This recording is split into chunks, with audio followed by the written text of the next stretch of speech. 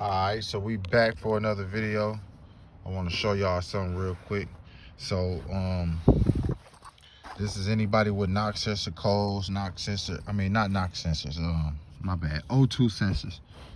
Anybody with O2 sensor issues, you bought O2 sensors and it did work, or whatever the case, right?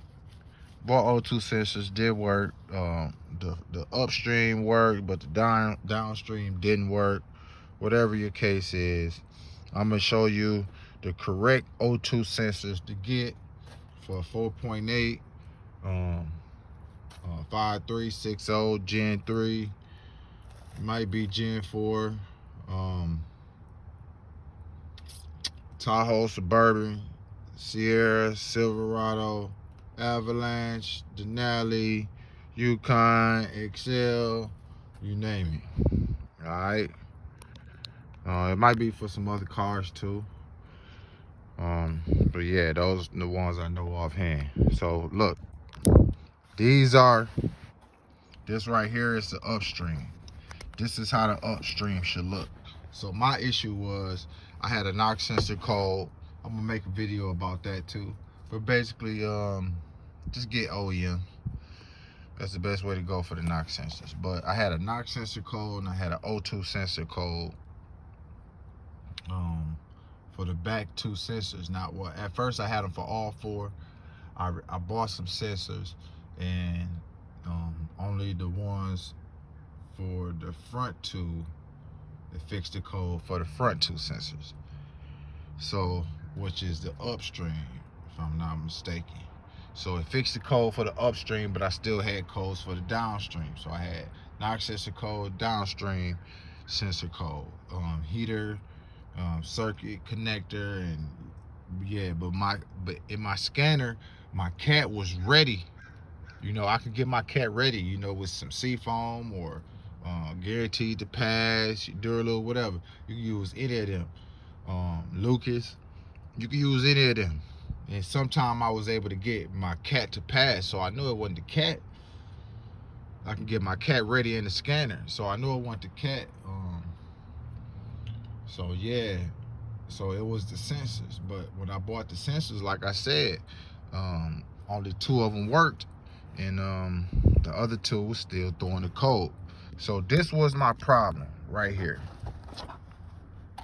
When I bought the sensors, this is the sensor right here that I took out, and this is how it looked.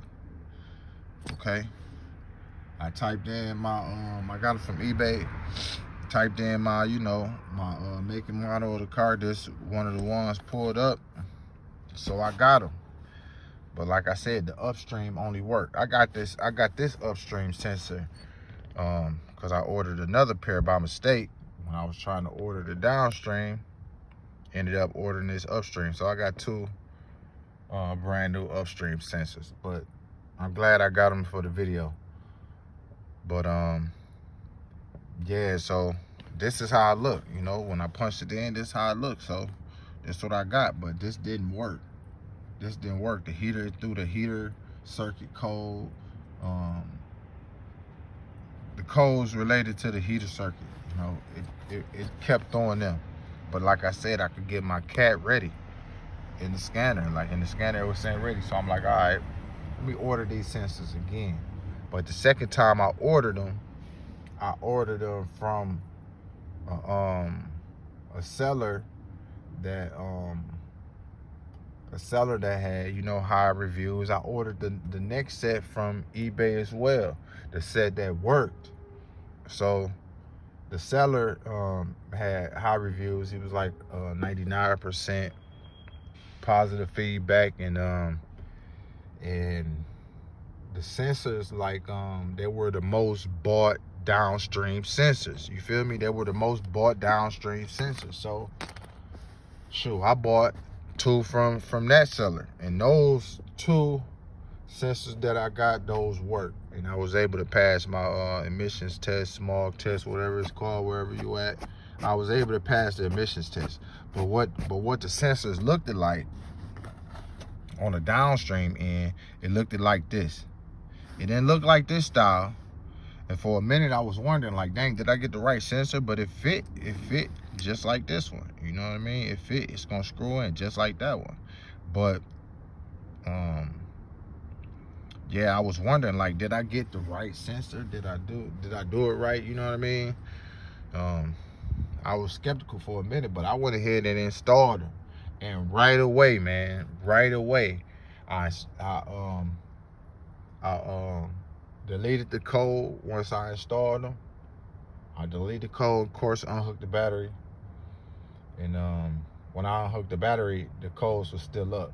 I guess I ain't unhook it all the way. So the codes was still up. So I deleted the codes. And just like that, everything was ready. On the next startup, the next day, on the next startup, everything was ready. I had 6 codes ready. I don't know where you at, but in Georgia, you gotta have 6 codes ready. I think the only one that they give an exception to is the evap. So you don't gotta have the evap ready, but the other ones, they gotta be ready, all 6. And sure enough, all 6 of them was ready. Now,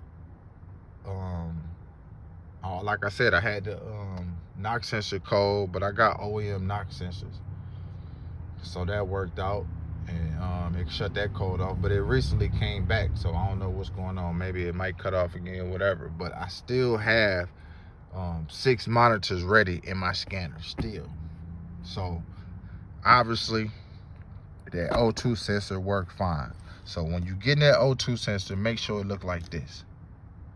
Make sure it look like this. If it look like this end, do not get it, okay? But it should have this end. It's the downstream end, okay? That's how that look. This the upstream end. That's how this look, okay? It should look like this. The plug side should look like this, but the part that go into the cat should look like this. So when it come, it should look like that. Them two right there.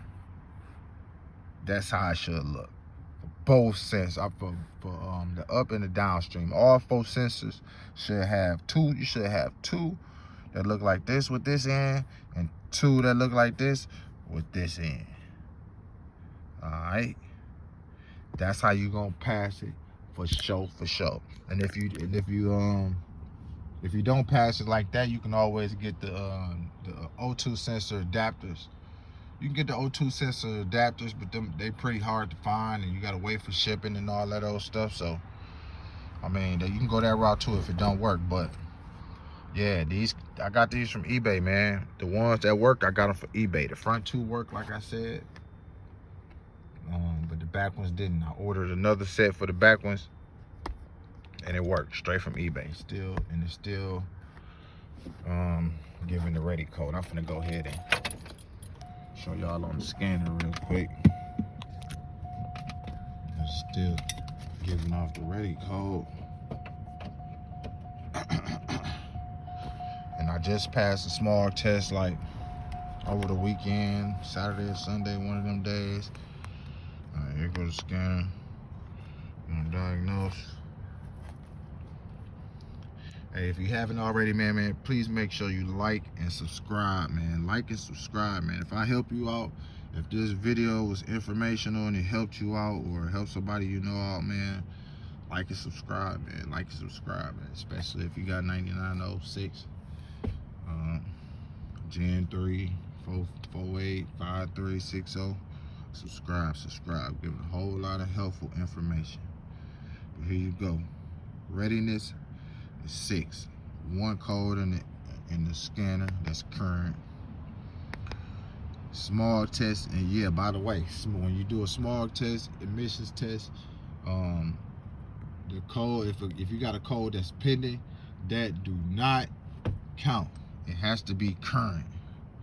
And I only got the one that's current. Bank 2, and 1 pending. Same thing, bank 2. So I don't know why the scanners show the codes twice, but it is what it is.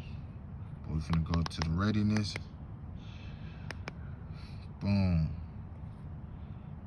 Misfire okay, everything okay, CCM okay. I was having a problem with that cat. Now that's okay. I was having problem with the O2 sensor.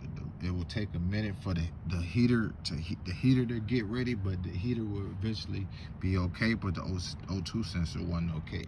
But after that next startup, the heater was ready ASAP, faster than ever, and the O2 sensor was ready as well, which never happened like all the time. So it's been current like that for the past like maybe 4 days. Yeah. So yeah, man, like I said, I want to keep this video make it short, man. Keep it real quick. So yeah, I'm going, man. Like I said, if this helped anybody out, like, subscribe, share, tap into the channel, man. Tap in. I appreciate y'all. I'm done.